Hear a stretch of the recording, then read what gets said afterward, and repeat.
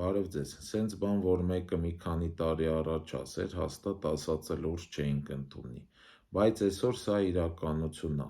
2025 թվականի սեպտեմբերի 11-ին Ալբանիայի վարչապետը պետգնումների նախարարի պաշտոնում առաջարկել է արհեստական բանականության թեկնածություն։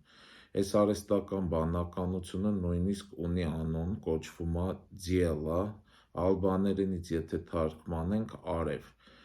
ով չգիտի ասեմ, որ նախարարը նաև կառավարության անդամ է։ Ինչի են այս արհեստական բանականությանը նշանակել պաշտոնի։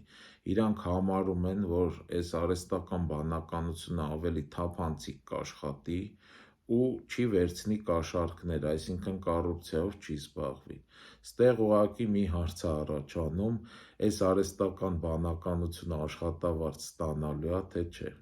Այսքանը, բաժանորդագրվեք YouTube-ի Արման Մանասերյան ալիքին և լայքեր դրեք։